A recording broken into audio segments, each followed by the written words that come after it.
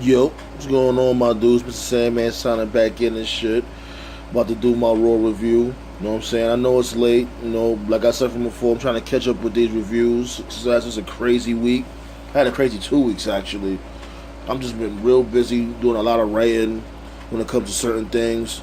But, you know, bear with the boy. Bear with your boy, you know what I mean? I got this review, and I got to do the SmackDown review. So, I'm almost there, y'all. Just bear with me. But there's the Raw review, you know what I'm saying, from this past Monday.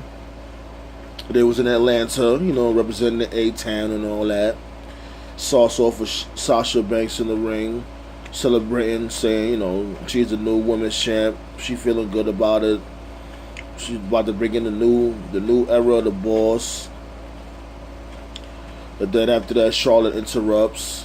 When Charlotte interrupts, they started with the "You Tapped Out" chants. Excuse me. Cognac. You know, after they finished with the "You Tapped Out" chants, Charlotte mentioned that her 300 plus day title reign, and she just basically said like, "You're just like a one night stand to boss." She saw that she like a one night stand. She had the belt for over 300 days, and she just like she's just like a one hit wonder, so to speak. And boss, you know, turned it back on her. She was like, "If like you talking about me being a one night stand, baby, you was a one night stand. Maybe you gotta we came here in this earth from a one night stand."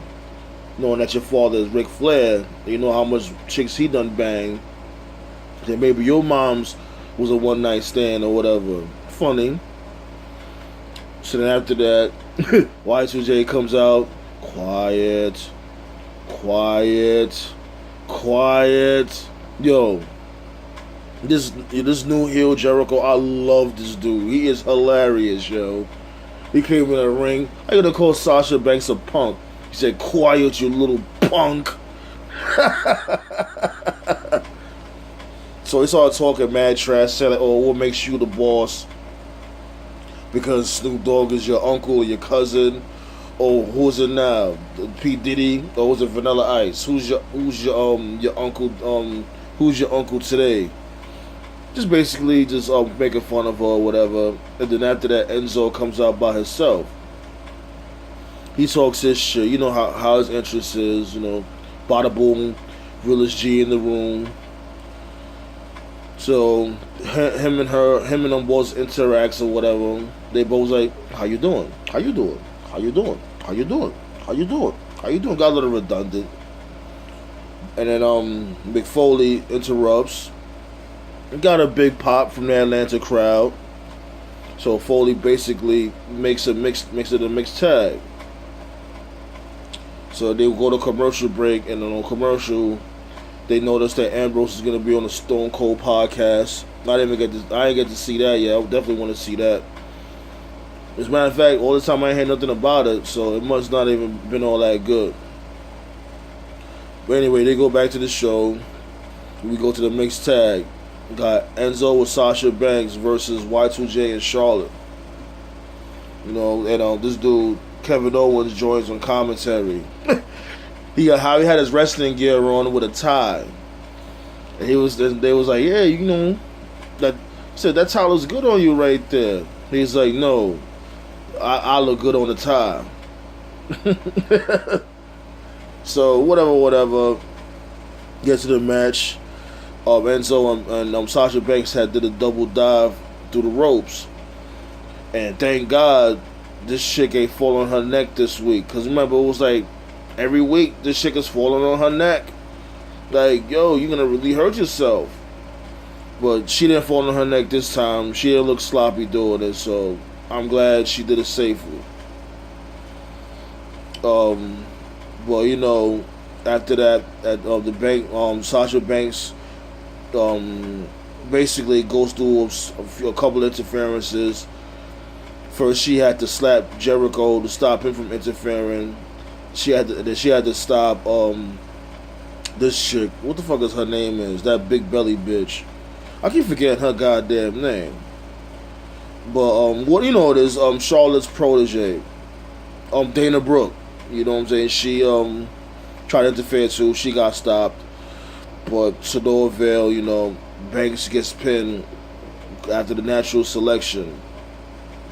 Then after that, you know, post-match beatdown, Y2J catches Enzo with a code breaker. So after that happened, Cass comes out to save Enzo. You know, Y2J runs off. And that was the end of that segment right there. Gets a commercial break. They mentioned the Bellas winning the Teen Choice Awards for Best Female Athlete. And from before, I would sit there and complain and rant and rave about them, especially when it comes to Brie. I still think Brie is a bum, but I think Nikki Bella really stepped up. And I ain't gonna lie, I can't wait till she comes back. So congratulations to them both. I can't wait for Nikki to come back because I think Nikki Bella really improved. Now we go to the show. Strowman versus the Jobber. I forgot his name. Doesn't really matter. While this dude Saxon love fucking with these jobbers. He's like he asked him the same question that he asked the dude last week. Like, what made you want to come in the ring to fight Strowman? This dude says. The Jobber says, you know what I mean, for him to participate in the match, he gets $1,000. And if he wins, he gets $5,000. And I'm thinking like, motherfucker, that's gonna be your hospital bill. Anyways, you know, this dude Strowman just throws the Jobber around, catches him with a stinger splash, all that fly stuff, and then catches him with a reverse choke slam, game over. Squash match. I love what they're doing with Strowman. Keep feeding him. I think they should do with him like what they did with Ryback. Next time, put 2 jobbers in the ring. Get this dude over like some real mountain monster man type of dude, because we need monsters now. We do need monsters, and I'm glad they're booking them as such. But after that, the backstage segment with Stephanie McMahon and Mick Foley. You know, they talking or whatever, yada, yada, yada. And then Mark Henry comes in, interrupts. No, not really interrupts. Just wanted to say, hey, what's going on? He's glad he's on Raw. He feels invigorated. And he feels like he want to open back up the Hall of Pain. But Stephanie and them was saying like, oh, we didn't really draft you to Raw to be a wrestler. We wanted you to be a mentor. But Mark Henry was like, well, I still got more in the tank. I want to fight. So Foley was like, all right. Oh, by the way, he congratulated him for being in the Olympics. You know what I mean? He said, you know, he's going to be in the Olympics representing WWE and USA. And that's the thing, I was like, why you have to represent WWE? Why you just can't just represent USA? Like, WWE is just too, you know, like, it's not that serious. Like, everybody knows he's from WWE. You're not a motherfucking country, WWE. Anyways, you know, but basically, Foley feeds him to Rusev for the U.S. title. And I'm like, oh boy. Like, this dude, era is just done. This is so over. He just needs to just retire. Because we already know what's going to happen. Darren. Yo, WWE, yo. What are we going with this stupid Pokemon Go story when it comes to the Golden Truth? Where's the big funny punchline to this whole fucking stupid fiasco? Because it's not funny, it's not entertaining. It's like, yo, split these dudes up or something, man. Anyways, these dudes end up fighting the Golden Truth fights the Shining Stars, because, you know, Shining Stars basically won at that match because they played them the last match. And during the match, R-Truth is distracted looking for Pokemon while Goldust is basically fighting both of these dudes by himself. So this dude drops his phone or whatever. He tried to Goldust tried to tag R-Truth. R-Truth ended up dropping his phone. So his phone fell on the floor. This dude, R-Truth, jumps off the apron to get his phone. Goldust gets pinned by Primo. It's still not fucking funny. I'm trying my best not to spaz. Anyways, Shining Stars win the match. Thank God. The shit was a stupid fucking segment. It wasn't funny. Moving on. They showed they had Dwight Howard and Tim Hardaway in the building representing, the Atlanta Hawks, what may have you. Shouts go out to them, especially Tim Hardaway Jr. Fuck that bum ass dude Dwight Howard. He's a fucking decoy. And I always thought Tim Hardaway, when he grooms himself a little more, get more experience, he's gonna be dominant in the NBA. I really see that in his near future. I give him like 1 more year. Probably like 2 more years the most. And you watch, he's gonna show how dominant he truly is. Because he's definitely a player with a lot of heart. Moving on, you got the Finn Balor in-ring interview with Michael Cole. Cole basically, asks him one question, and as soon as Finn Balor starts talking, Rollins comes and interrupts him, of course. So after Rollins interrupts him, he tells Cole to kick rocks, and then he basically, starts talking about all of the accolades. And saying that whatever Finn Balor did, Rollins did better. So basically, they go back and forth, and Rollins said, "Nothing's ever been handed to me, but one thing will be handed to me after SummerSlam is going to be the Universal title." And Balor was like, "The only thing that's going to be handed to you is your arse." So this dude tried to sneak attack him. Whatever, this dude catches him with that Japanese combo thing, the 2 slaps and the back kick, and then he caught him with the some type of upside down kick, knocked him out of the ring. End of that segment. It was okay. I can't wait till SummerSlam to see these dudes fight. I think it's gonna be a real show stealer.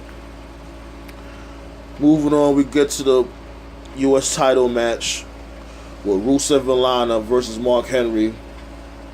Lana mentions that they got married over the weekend. I forgot what island. I think they went to Hawaii or Brazil or something like that. I forgot. But, they showed the pictures on Instagram. They finally got married. Congratulations to them both. I bet Vince McMahon was just hating that. Like, oh, how dare you date him? You should have dated Dolph Ziggler. Vince is just a weirdo. But anyway, after that, JoJo's gonna announce basically the competitors in the match. She was gonna mention Mark Henry first. Well, this dude Rusev started spazzing like, "No, you gonna introduce me first. I'm the champion." So she introduced him first and introduced Mark Henry afterwards. Then they start the fight. Why? Right before commercial break, this dude Mark Henry catches this dude Rusev with that big boss man shit. Like when the guy's laying on the second rope and he just sits on top of him, like he runs to the other side of the ring, obviously slips off the ropes, and then jumps on top of your back. Oh my god, this dude almost killed Rusev. But then they go to commercial. After they cut off commercial, you see this dude, Mark Henry, about to get put on the accolade. I'm like, what the fuck just happened? Are you really that much of a bum now, Mark Henry? Really? Oh my goodness. But anyway, he counters that. Tries to build a little offense, but to no avail. This dude catches him with a couple of kicks. First a spin kick when I was slipped off the ropes. But then he caught him with the jumping super kick in the back of the head. Then after that, he caught him with the accolade. He tapped out. It was a wrap. Rusev still U.S. champion. So Rusev after that just talk shit about the Olympics and America, saying like, oh, the only reason why America keeps winning is because the Olympics is rigged, and yada yada yada. Just basically talking shit. And afterwards, this dude Roman Reigns shows up, and he basically they go face to face. So Rusev tries to leave the ring. Roman Reigns keeps stopping him from leaving the ring. Just keep stopping him. So Rusev's like, you know what, fuck that. He just starts, fighting. They start fighting, exchanging punches or whatever. Then after that, this dude Roman Reigns got the best of him by catching him with a flying clothesline. Rusev rolls out the ring. And then when he rolls out the ring, this dude, Roman Reigns, comes from the other side and catches him with the Superman punch by jumping off the steel steps. He's really mastering that Superman punch, man. I can't hate. It was a good spot. I can't hate on that. You know, but basically, we already see what's going to happen. He's going to end up fighting Rusev for the U.S. title. And this is where he should have always been at, Roman Reigns. He shouldn't have been skyrocketed to the fucking main event. Or in title contention. No. He should have been all the time in the fucking mid-card grooming his character.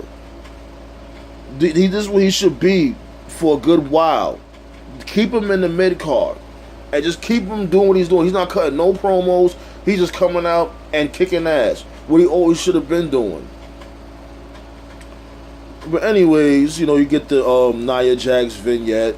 Basically talking about she's destroying bitches left and right. And, you know, she's going to be she's a big acquisition of Raw. Yes, she is. And, you know, she's putting in that work. After that, you know, gets to the ONeil. Gets to a match between Titus ONeil and Darren Young with Bob Backlund. This dude, like, Titus ONeil, like, it's already clarified now he's a heel. And I love when he's a heel because he's more aggressive. And I see he's worked on his moveset a little more. Like, he's more better now. He's not sloppy. Looking like he's about to trip over his own left feet. You know, like, I like when he's a heel. You know, but ultimately, like, he was beating the shit out of Darren Young. Darren Young didn't have that much offense. And then he pins Darren Young by pulling the tights and wins the match. You know what I mean? It was somewhat of a squash match to a certain degree. But I'm just glad Titus ONeil won, and I'm glad he's a heel now. That's what he needs to be. He's corny as a face. Very, very corny. But after that, you get a backstage segment with Stephanie and Mick Foley again. This time, these two interrupt Cesaro and Sheamus, basically talking about they want to go to SmackDown Live or whatever because they feel like they're being underutilized. Sheamus has no room to talk. Motherfucker, please, go sit down somewhere. You stay getting your ass kicked backstage. You pussy. You know what I mean? And you stay starting fights, from what I heard. You stay starting fights and getting your ass whipped. You don't deserve no push.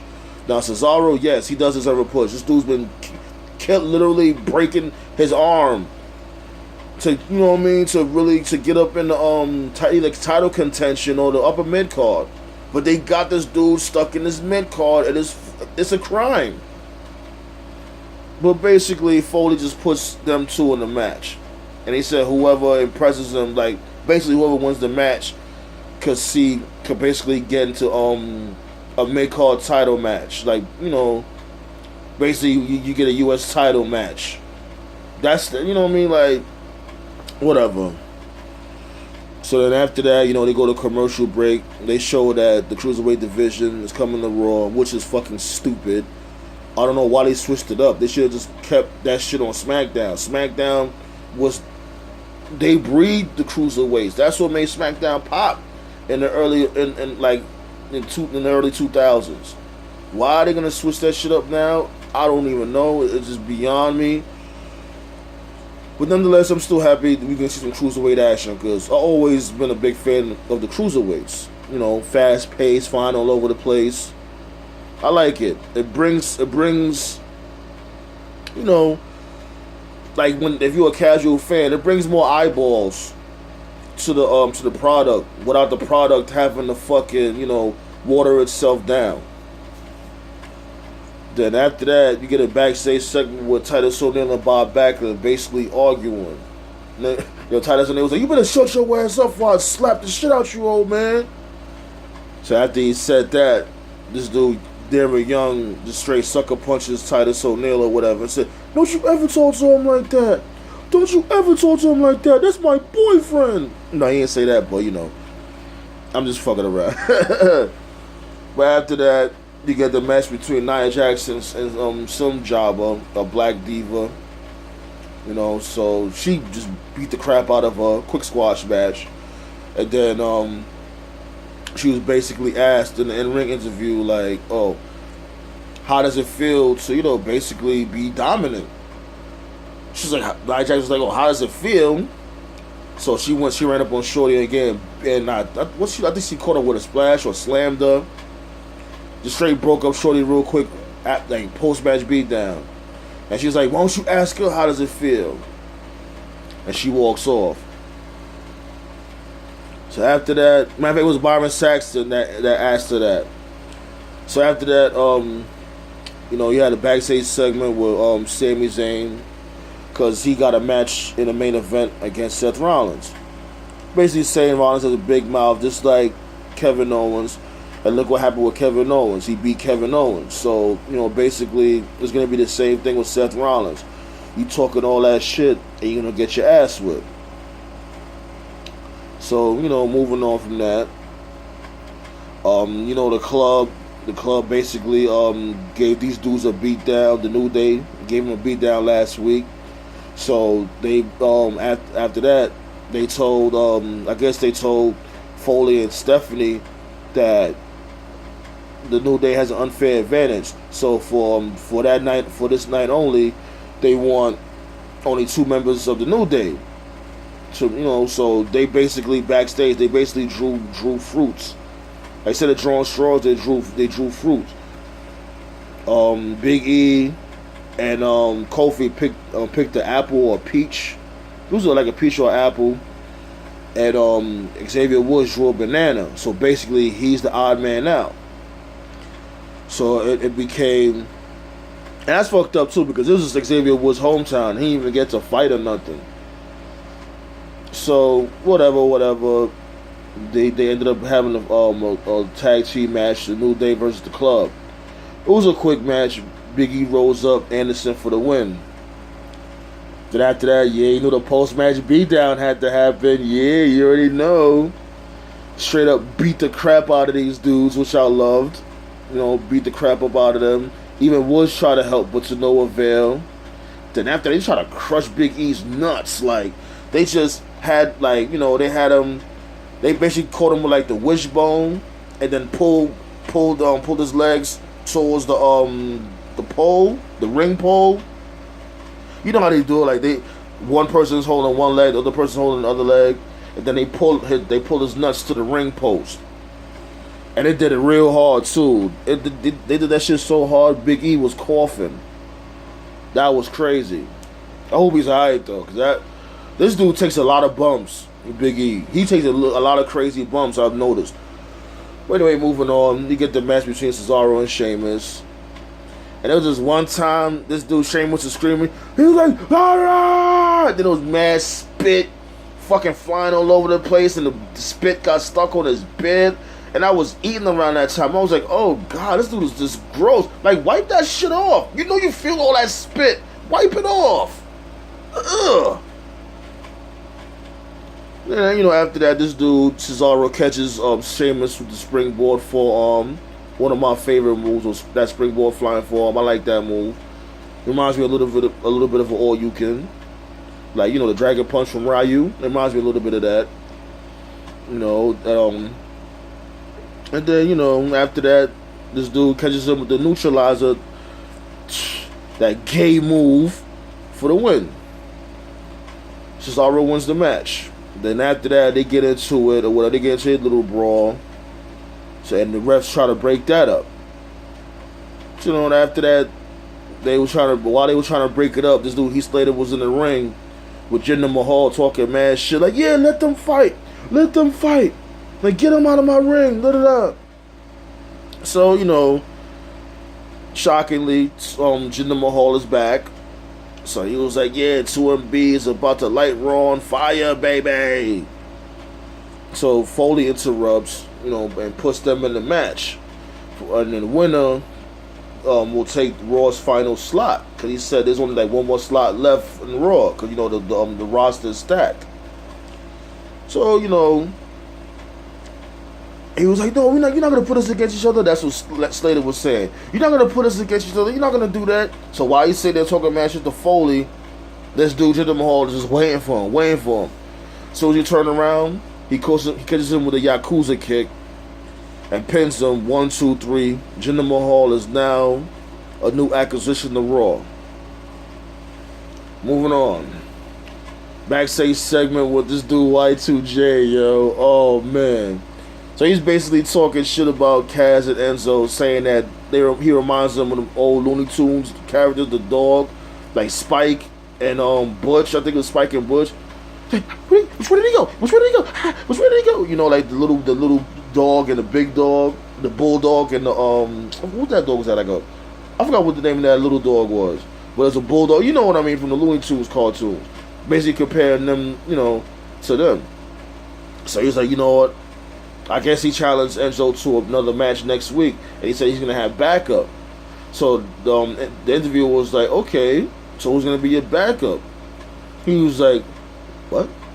Who's gonna be your backup? Excuse me? You said you had backup, right? Who's gonna be your backup? Y2J was like, Jim. I was like, Jim? Jim, yeah, Jim. Jim Man. Jimin. Yeah, Jim and Marvin Luther. He said, Jim and Marvin Luther. He was like, yeah, you don't know about Jim and Marvin Luther? Tough guy out of Winnipeg, won champion. I forgot what competition he won, but in 2008. But basically, this dude, Kevin Owens, was like, yo, that's not a real person, right? You made that up, didn't you? It's all good, though. You know, I got your back.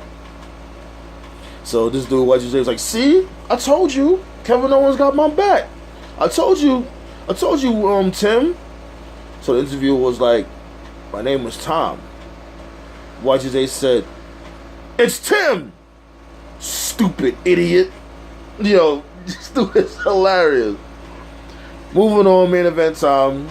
Sami Zayn versus Rollins. Great match. I didn't expect anything less. Sami Zayn kept trying to reverse the pedigree from time to time, but eventually gets caught out there and pinned. Great match. You know, I think they went on for like good, it was like a 7-minute, 8-minute match, I think. But it was a real good match. I had fun watching that match. Like, I can't sit there and tell you every move by move and play by play, because there's a lot of shit going on in that match. I just fucked with Seth Rollins so much. Like, this dude is such a great performer when it comes to the ring, and when it comes to his promos, he's getting better. Can't wait to SummerSlam. Now, the main event segment was with Brock and Heyman. You know, Heyman talking all this shit. You know, Brock is here, he's back on Raw. To basically say that he's going to squash, you know, the Viper and all this other shit. So, out of nowhere, RKO, hold that. Randy Orton invades Raw and catches Brock Lesnar with the RKO. Big moment. Real big moment. Everybody marked out. After that, he ran into the crowd to escape. Stephanie and Foley came out. Stephanie was like, get him out of here! Get him out of there! He's in the crowd just posing off like this. Good way to end Raw. I'm not gonna lie, this Raw, it was okay. It was better than the last week's, but it was good. You know, I mean, nothing to really complain about. They didn't keep on with the fucking Pokemon Go bullshit, thank God. Cause the week before that, he's like, come on. These dudes just kept on going this Pokemon Go bullshit. And it's like, yo, this shit is not funny. These dudes had like 5 segments. But thank God they only had like one segment, 1 or 2 segments. They didn't draw it out for too long. So this show, based on that, yes, the show was good. And, you know, SmackDown reviews next, B. Peace out. What the fuck is?